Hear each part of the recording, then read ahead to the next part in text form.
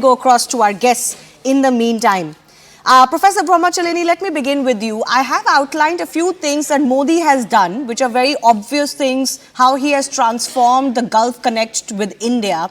What, according to you, has been his biggest achievement and his particular style that has worked when transforming this relationship? First, I think Modi has ended the neglect of the Gulf that we saw under several governments. For example, the last prime minister who visited UAE before Modi was Indira Gandhi in 1981. For 34 years, no one went to UAE until Modi went there in 2015. So he has consciously sought to improve and strengthen relations not just with the UAE, but with all the Gulf states. He has reached out to Saudi Arabia, to Qatar, and of course, with traditional partner Oman, and even with tiny Bahrain, India's ties have improved. And I think he has done, while strengthening strategic and economic ties, he has also managed to highlight the cultural element. For example, inaugurating this temple is remarkable given the fact that this huge temple, in fact, this is the largest stone built temple in the entire Middle East, the largest stone built Hindu temple in the Middle East. The UAE has several small Hindu temples, but this is the first stone constructed Hindu temple, and it's a showpiece. It's in fact a symbol of UAE India friendship, partnership. And this temple became possible only because of Modi's personal rapport with the UAE president, Sheikh Mohammed, who is also the ruler of Abu Dhabi. It is Sheikh Mohammed who facilitated the construction of this temple. And Modi's seventh visit to the UAE cements his special relationship with Sheikh Mohammed. In international relations, we focus too much on national interests, but personal chemistry is also very important. Yeah, and that is showing in the case of Qatar, for example. But I'll come to Qatar in just a bit. You said there was a neglect of India-Gulf relations. So to truly understand the difference in the way of thinking, why do you think India, quote-unquote, neglected to build its relationship with the Gulf earlier? Well, India viewed the Gulf largely from the energy perspective and also as a source of remittances from Indian workers. There wasn't this effort to create partnerships with the sheikdoms in the Persian Gulf. I think in more recent years, it began to be sure when Manmohan Singh was the prime minister, but it gained traction only when Prime Minister Modi took office. Okay. And under his leadership, we have recognized the importance of building close partnerships with the Gulf states. This also helps, and this is a very important point, because India wants to diversify its risks. It wants to have multi-aligned foreign policy. It doesn't want to depend too much on the US, for example. So, for example, the US today is the world's largest producer and exporter of gas. And India has signed several LNG deals with the US.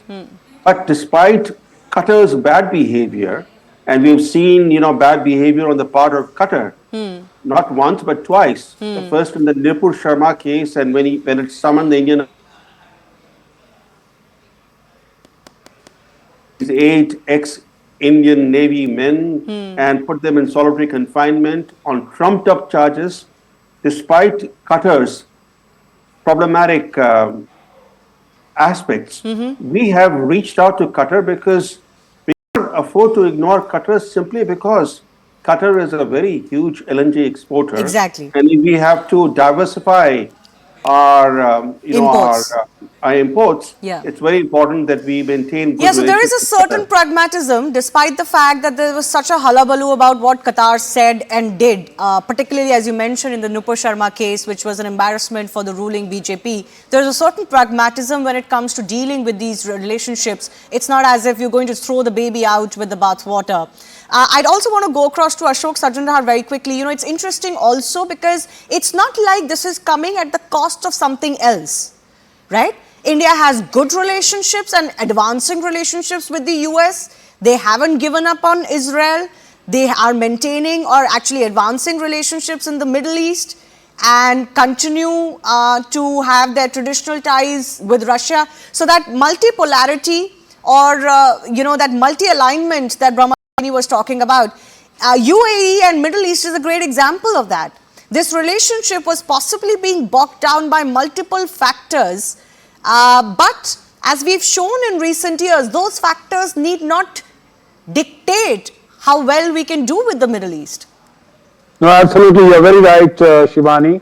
And I think a few points would demonstrate what you've been saying and what you've been discussing. You know, as you said very rightly, the first visit of Prime Minister Modi in August 2015 was after a gap of 34 years. You know, this speaks of the neglect from India, but it also speaks of the fact that the UAE looked at its relationship with India through the prism of Pakistan. And Pakistan has always used its Islamic card, its religious card to reach out to these countries in the Middle East.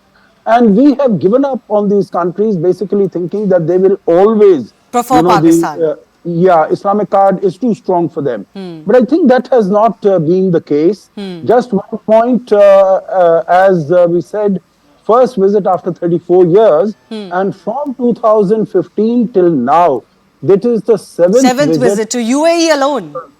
UAE alone, absolutely. 15 overall to the region, but 7 to UAE. So it speaks of the outreach that Prime Minister Modi has made. The other aspect is, I think, the level of trust, confidence, and the comfort level between the two leaders.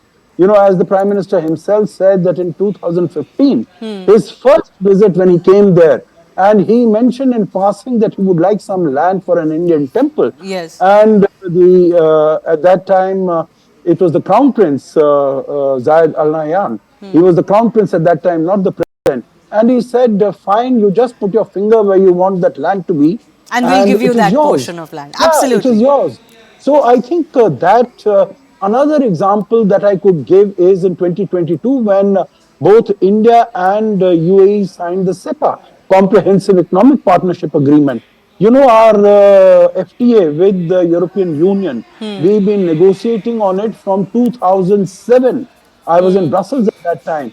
And this CEPA was concluded in 80 or 90 days. That is about 3 months or so. Again, that is indicative of the level of confidence. Yeah, but how did he build that confidence so suddenly? Is it just that Narendra Modi just has that knack and tact? I'll come back to our other two guests in just a bit with that. Please do be patient with me. We're getting some live visuals from the BAPS temple as well.